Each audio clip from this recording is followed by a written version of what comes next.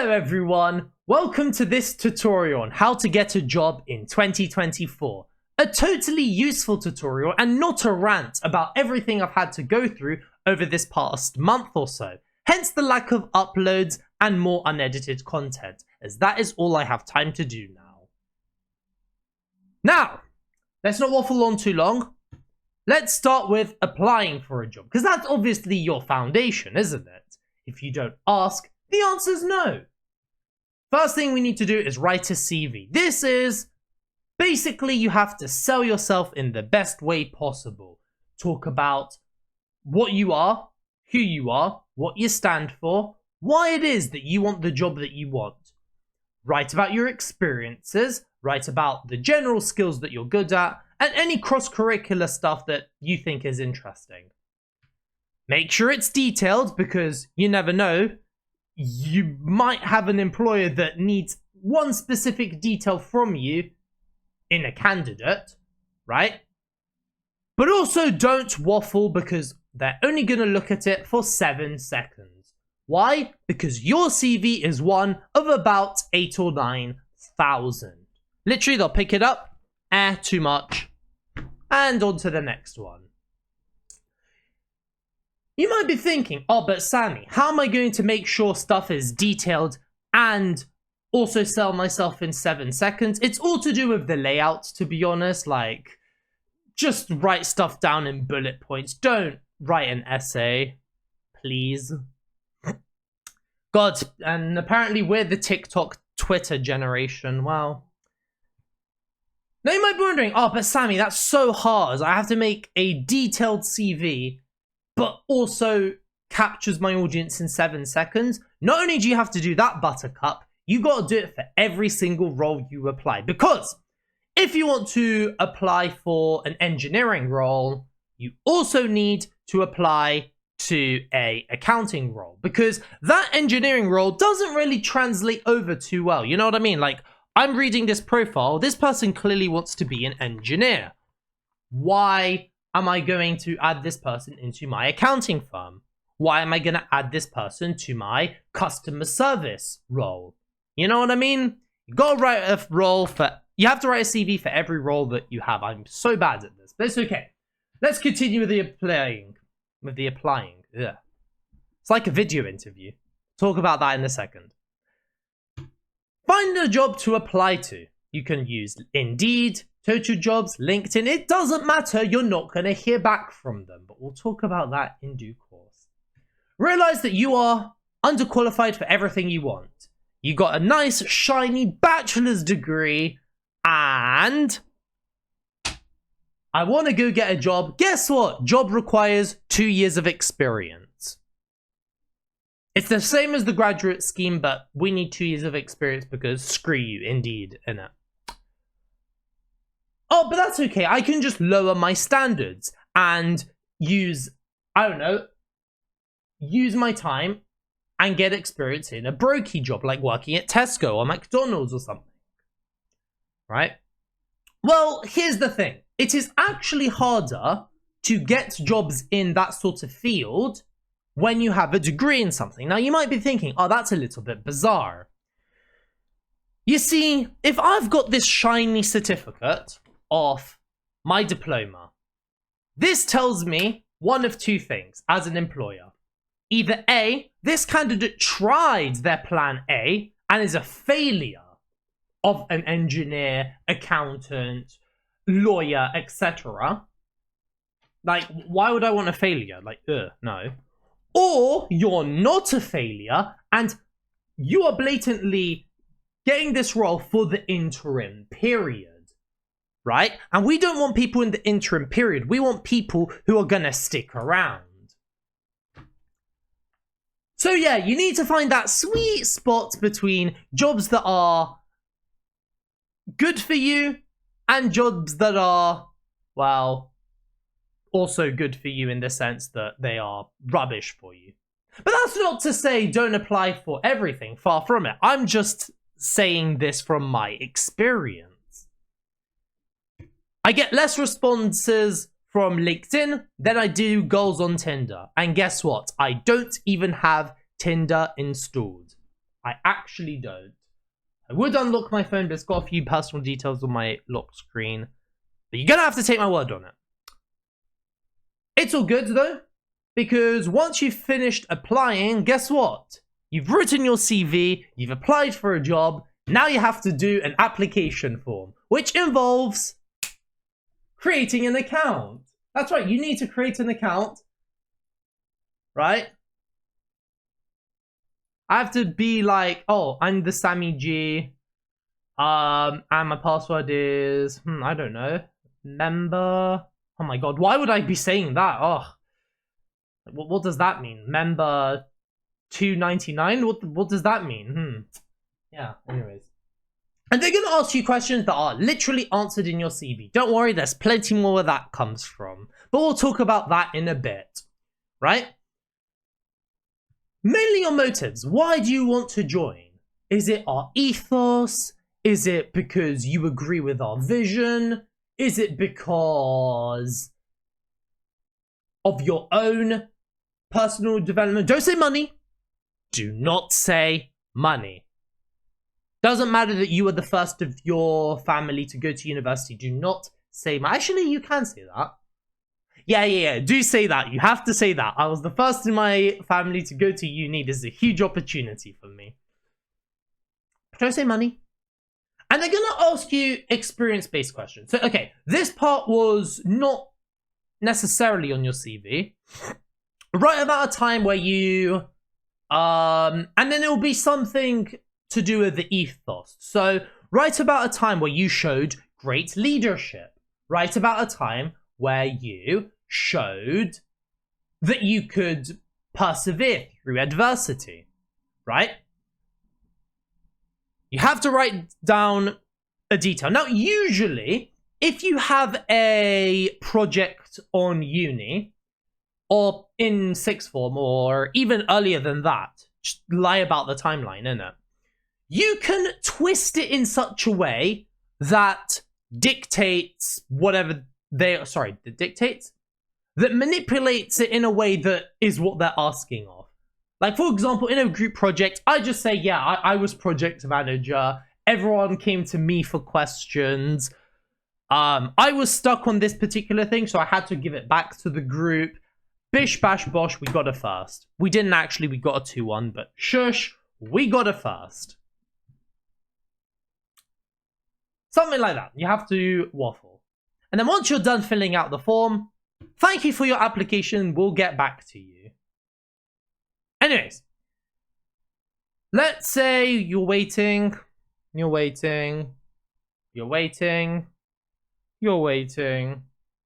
I'm stalling you out a little bit, guys. Sorry, I just need a time, not a timer, but a ringtone because I'm trying to tell a story. Oh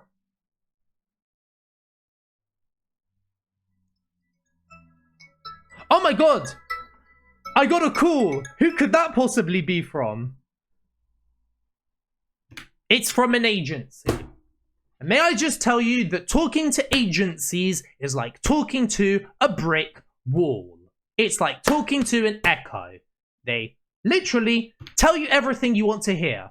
Oh, I applied for this accounting role at my London council a couple weeks ago because I needed the role. Yeah. No, don't worry. We'll sort you out, G. We'll sort you out. All right, let me talk to that guy. Right? Is there any other roles you'd be applying for? Yeah, I've been applying for other jobs. Oh, excellent. What's your, what salary are you looking for? They gaslight you as well. They say it in such a way that you're going to say lower than you anticipate, because one thing about agencies is people who talk with agencies are desperate. They want employment no matter what. Okay? But bottom line is, yeah. They texting you like this. They're famoosing you. You know what I mean? They're telling you everything you want to hear, like a girl that texts you for validation. Right? Like, it's exactly the same as that girl who has like 10 guys in her DMs, right? and you're the one there like a test tube baby, thinking to yourself, oh my god, I'm so close to dating her. Ooh, just give me a couple more texts and I got it, right? The bottom line is agencies, they overpromise and underdeliver, right? I've got 2 anecdotes for you. Number 1 was a teaching role that I was applying for. What they did was I applied, right, direct. The agency got back to me saying, yeah, we'll get you covered, don't worry. Oh, they're going to set up an interview, but we'll call you about the details, right? So I wait the next day, and the next day, and the next day. And then I get a call back. Oh, the interview's been cancelled. Don't worry, we'll reschedule it. And then he never calls me back. So I learned my lesson. I'm like, no, I'm not talking to agencies. Shush. But then the agency calls me back again. They say, hey, I see you're applying for this job. And I say, listen, I'm a bit busy right now. Can you call me back? Right? And they said, yeah, of course we'll call you back. Of course we'll call you back, boss. We'll call you back, innit? Did he call me back? No. Now keep in mind, yes. Oh, 2 disclaimers. First one is, my lack of employment, I take full responsibility for. You have to take responsibility if you haven't got a job. I got a part-time job, but you know what I mean. Right? Whatever happens, this is the meta game. You have to play the game, or you're going to be a victim of the game. Second of all is, I probably should have called that guy back, but like I said, I don't want to talk with agencies. Steer clear of agencies. Maybe talk to them for the experience and understand what a person who's your friend and someone who's acting friendly, understand the difference. But talk to agencies with absolutely 0 expectations. Alright, they like me. They saw my CV, they saw my application form, they bought all of my stories. I am a genius. It's time to pass a psychometric test. Now, sometimes you'll just go straight to the interview stage. It's piss easy. We'll talk about that in a minute. But for some of you, you're going to have to do a psychometric test. These are absolutely piss easy. They're like 11 plus spot the pattern based questions, or they test your ability to interpret data. I said spot data, that's wrong. Interpret data. They're very easy. They're like key stage 2, key stage 3 maths. Not hard at all, right? The problem is you're either given too much time, i.e. no time limit, wink wink, we're actually checking how long you are on the page for, or they are absolutely ludicrous amounts of time. Time is more scarce than water in a desert. So I'll give you a story on both of them. No, actually, I don't care. I'd rather have more time than less time, to be honest. Recent psychometric test. I had to do questions like these, right? I had 5 minutes. So how many questions do you think I had in 5 minutes? 20? 15? 25? 150. 150 questions like these. Which, listen, they're not hard. I was able to answer them very easily. About 30 or 40 of them.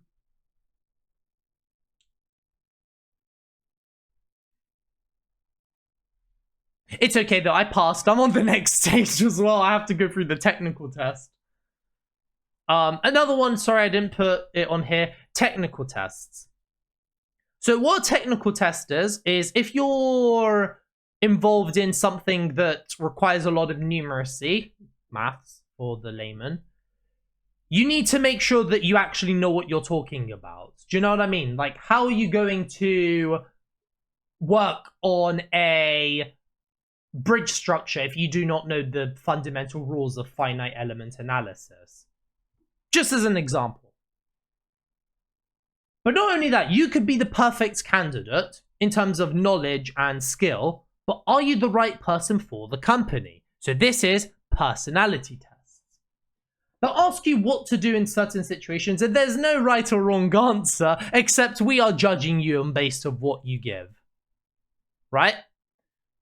But thankfully, there is an easy way of doing it. All you need to do is you put your answers based on the company's values. So if a company values a balanced work mindset, you have to adjust your answers to the balanced work mindset.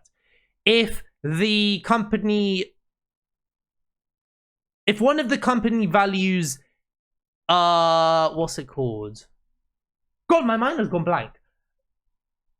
Values teamwork, you have to choose the one that values teamwork. If it values leadership, you have to pick the one that values leadership. Vice versa. Okay? And the point of it is to see if you're the right candidate for them. However, this is the right employer to you. So, again, some people are not on this boat, right? Everyone lives life differently. You're supposed to be yourself and say, what would you do in this situation? The problem is that, again, people are desperate for employment, money, whatever. And they will fake what they would actually do in favor of the big companies. Right? So, as I say, most job hunting are desperate. So literally all this is to see if you are the right candidate for them. You know what I mean? But once you've figured it out, right, you've done your personality test, you're going to get some feedback. So finally they've responded. I didn't get the job. Okay, why did I not get the job? Due to the amount of applications we received, we're not able to give more specific feedback at this stage. Okay, I mean, you could give me the results of my psychometric test, and usually they do, right? I have no problem with this. What I do have a problem is, hey, give us feedback about how the careers software works with you. So let me get this straight. Due to the number of applications we receive, we are unable to give specific feedback on this stage. But you think that I have time to give you feedback about your interface and the way that you do stuff. How does that make any sense? I might be going through hundreds of applications. Maybe 10 a day, 5 a day. How do I know who are you? So please be consistent. You know what I mean? And usually they'll tell you how you did in the psychometric test. So that's one thing. Hey, I passed the psychometric test. I thought you were very good in this situation, that situation, but you could have done better in this situation. And then we'll assess you a bit further, and we'll see if you are good enough. We have to consider everything in your application so far. Does that make sense? So the stuff about before, we're considering it in context with how you did in the psychometric tests. So sometimes they ask you to do a psychometric test and they haven't even read your CV yet. But we'll talk about that in a second. We will talk about that in a second. I had one more thing to say about feedback. It'll come to me, don't worry. But hey, why am I complaining? I got an interview. Lots of them. Why? Because one interview is not enough. No. We have multiple interviews, such as calls. So when I say calls, I mean literally you go on your phone. They say, hey, Sammy, how are you? Good. Why did you apply for the role? We'll talk a bit more about my company. Stuff like that, right? Then, or instead, some companies choose to do video calls. Of course. So something on MS Teams. My problem is that none of these things are bad. I don't mind doing this before meeting in person or as a replacement of meeting in person, but I have no problems with any of these, right? The problem is my bedroom is my safe space. whether I like it or not. I know that sounds a bit sad, but I have a few tics. Like, for example, I like to move my chair left and right. Some of yous don't like looking at the camera all too much. I'm fine with it because I've trained myself for doing it for 4 years. Sometimes I'll sway and I'll look up and down, right? But for the vast majority, I can look into a camera and talk about what I want to say, speak my mind. When people, though, and I'm not even joking, I passed the interview, thankfully, but one of the things they said about me was my body language was that of a unconfident person because I go left and right on my chair like it's some sort of tick. Yeah, because this is my bedroom, it's my safe space. Yeah, I'm wearing a suit for this interview, but at the end of the day, it's still my bedroom. I've made my bed. Usually I'll black out my background in case, you know, parents come in the room or something. You know, sometimes it happens. Like, but you know what? It's okay. I can adjust. Let's not take criticism personally. The one I do want to take personally is video interviews. Not video interviews where you're talking on the phone and there's a guy or a lady next to you in front of your screen and you talking to the camera. No. This is an AI, or not even an AI. It's a text on screen saying, write about a time that you, or tell me about a time where you X, Y, and Z, company details. And bro, you're expected to just stay there like a test tube, baby. Prepare your answer. Sometimes they'll give you a minute to prepare your answer. And then talk on the camera. But the problem is the best way to prepare is writing stuff down. And you don't want to be that guy who's reading off of the computer screen about their experience because that's less engaging to the audience fundamentally, right? So you're expected to, off the top of your head, because like I said, these are unseen. I mean, of course, I have notes. I have an entire folder called stories for job applications, but I'm expected to just memorize all of them and then write it up, speak it onto the camera without looking excessively about how it applies to the specific company. Because as I say, I have to write about this time and link it to every single company. I did that with my CV. What makes you think it's not going to be different with the stories I tell? But it's okay, because there's lots of interviews. How am I going to pass? First things first is listen. Just listen. Because forget about the video interviews. Get good on camera. I'm not even that good on camera. Like, I know I've said I've got 4 years of experience. I choke hard on video interviews. But relax. Listen.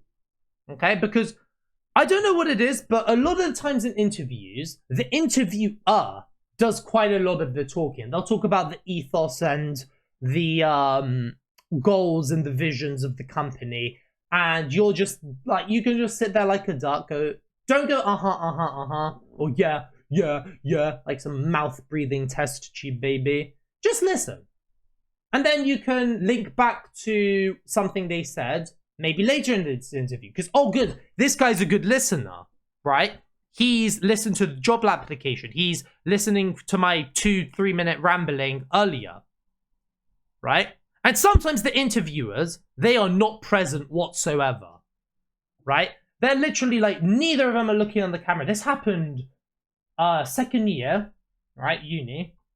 I was applying to this job and my man didn't look at the camera once and I got rejected in 4 hours. So sometimes they've already decided that they don't like you. You can change their mind by just listening to them. Show competency, but room for improvement, because sometimes they're going to ask you a few technical questions and you're going to have to answer. I screwed one of these up once. I didn't hear back from that interview. I'm going to assume it's a goner. It's all right. I've been applying for work, so it's all good. But also show room for improvement. Yes, that's right. Another catch-22. I have to show that I'm good enough for this job, but also that I can improve, because we're not expecting the full package, but that guy has a better baseline. You know what I mean? So if you're down here, but you can go to up there, who cares? You should be minimum up here. Because companies they waffle about how they understand that young people are the what's it called? The guys of tomorrow. You need to have experience first. But here we can apply experience. This actually happened, by the way. You remember that call from earlier, the guy where I called the guy on the phone? That actually happened. Guy was like, oh, we want to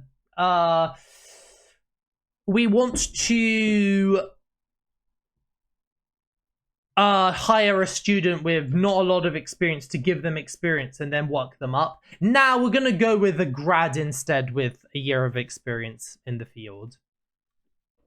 All good. Be likable but professional. So here's the thing.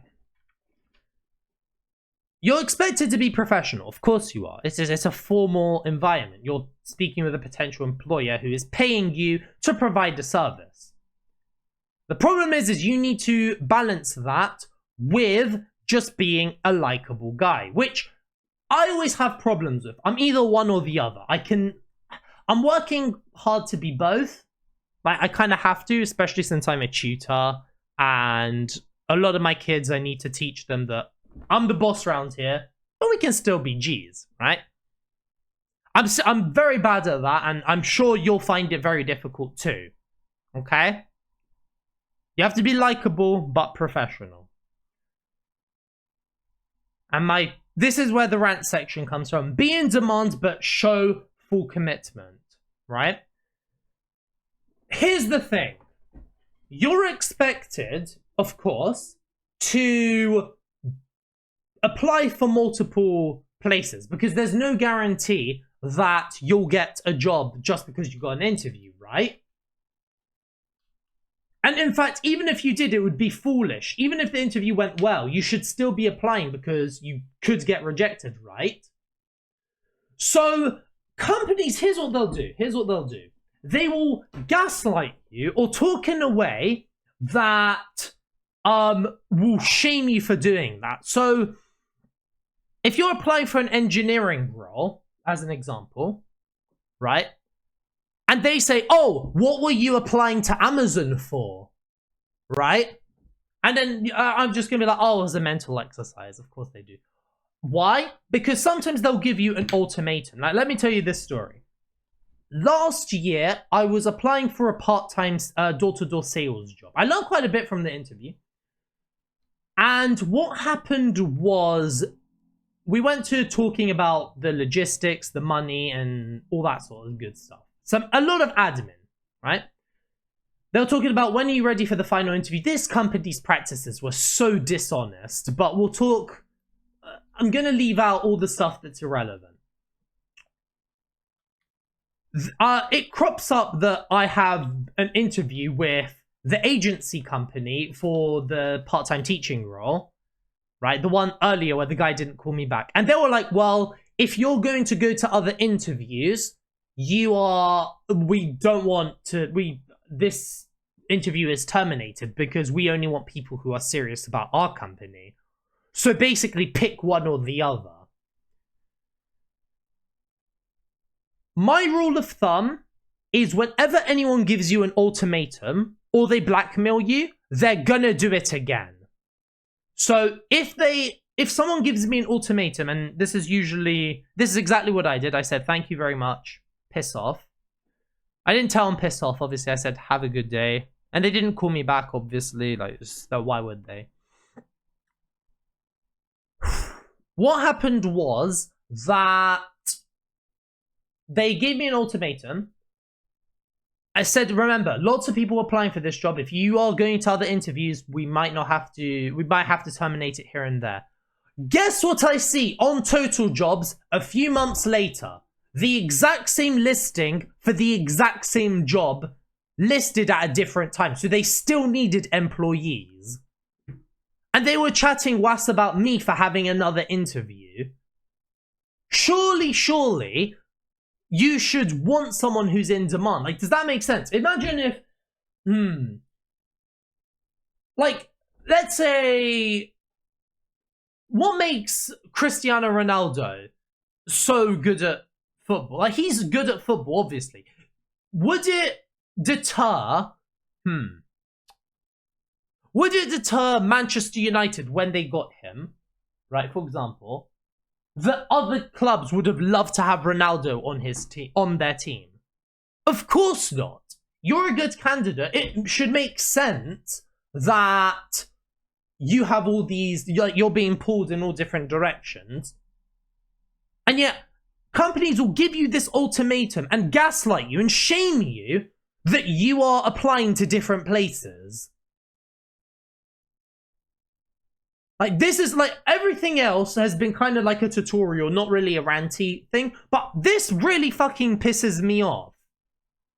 Like, this has happened not once, not twice, not thrice. I talk about in an interview, let's say I'm doing a psychometric test. What are you doing a psychometric test for? Oh, I was in an interview. When was this interview? Like, none of your fucking business. I'm in demand.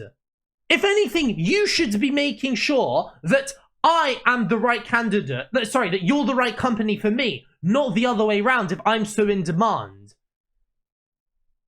And yet companies will gaslight you, despite the fact that it is the right thing to do, to apply for other jobs. Pricks, the lot of them.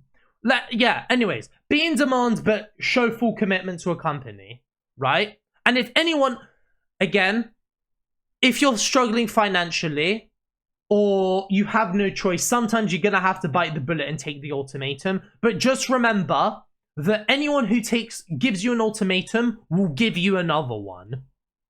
Every single time. But that's just my experience. Everyone is on a different boat. Let's move on, right? Well, I didn't get the job. Like, did you hear my rant? Was it professional? Nope. So obviously I didn't get the job.